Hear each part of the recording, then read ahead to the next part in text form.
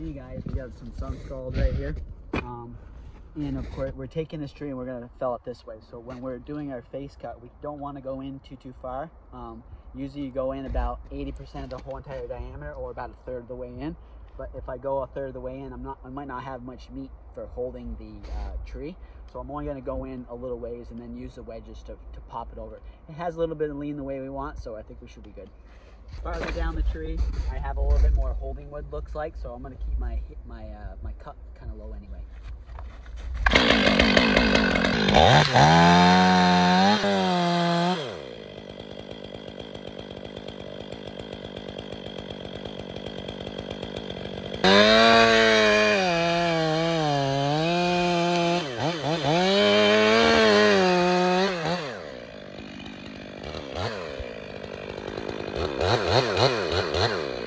Just make a quick check here.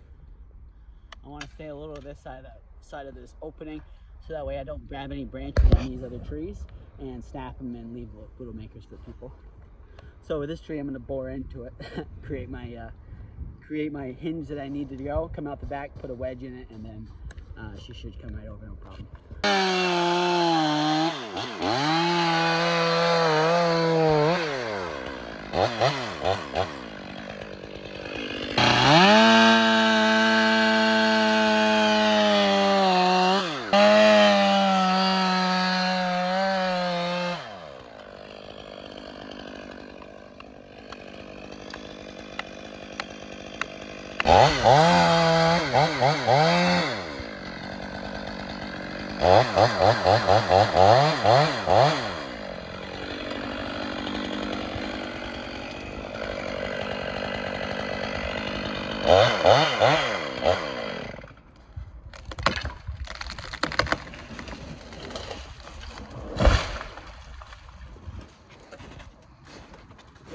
So something you want to consider when you get trees that have big hollow spots or anything like that, when you come in to do your face cut, it might change how you go approach it once you kind of open it up to see what it looks like, because that might change your hinge thickness or how much supporting wood you have for when you fell a tree. But if all else fails, throw a rope in it, help you pull it that way too. It'll give you a little extra kind of support that you might need, and we're going to do that on this next tree anyway.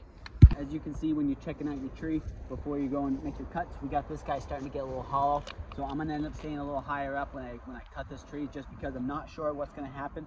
That's what happens when you see this a lot of root flare that's really high up. The trees have a tendency to be hollow, especially red maples up in southern Maine here where we are. So I'm going to stay a little high, and I'm going to have to really hug this pine tree over here just because I got some wires that are close to me. And the reason staying high is so that way I can be a little bit more sure that I get some good holding wood for when I gotta wedge this guy over. So let's make it happen. We'll see what happens, and we can do some pointers along the way.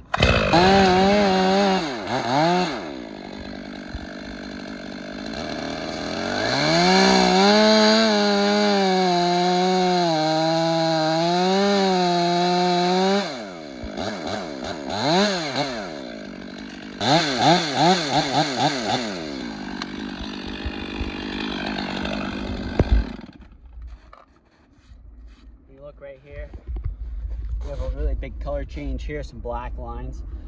If I go in a couple more inches, we're going to really start to lose the integrity of our fibers, so we know the center of this tree is kind of hollow.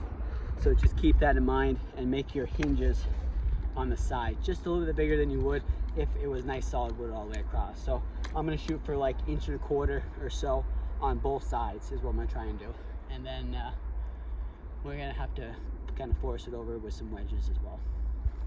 Got a lot of nice sap running right now, so the fibers are starting to, the water's starting to go in them, and so the fibers are going to be a little bit more elastic than if the tree was frozen, because the spring's happening right now. So let's do our bore cuts, get them all ready to go, come out the back, put our wedges in, and then drive her over.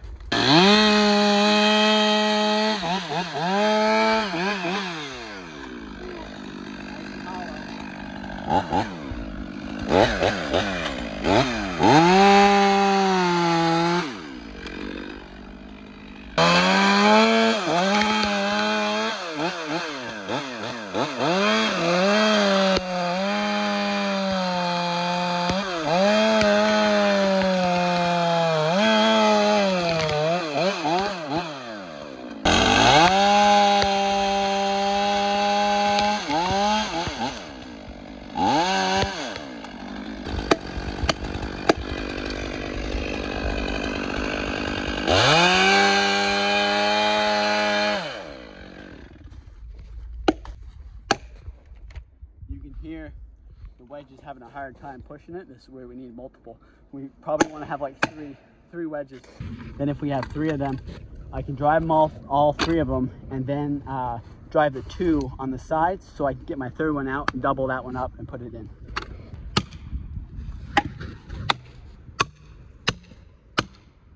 Yeah, now do your side.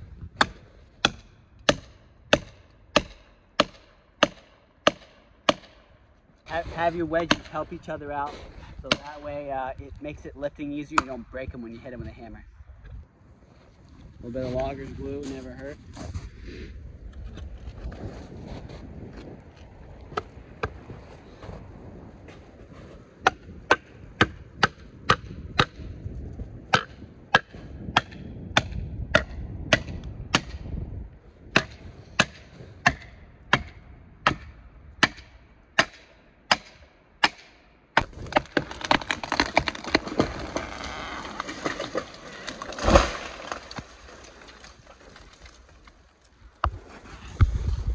And when you're taking other trees and they're touching other trees, always wait 5-10 seconds at least.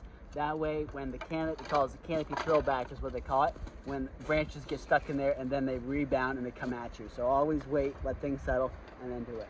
But let's go look at the stump. So as you can see from when we made our face cut, the fibers are starting to get the weird color to them. That difference in color is all these fungal colonies basically eating this outside basically. That's why my hinges are out on the sides were extra big to help make up for all this extra material that was missing.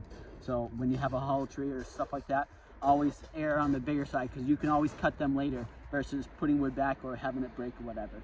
Just be careful with trees like this, but you can do it, no problem. I know you can.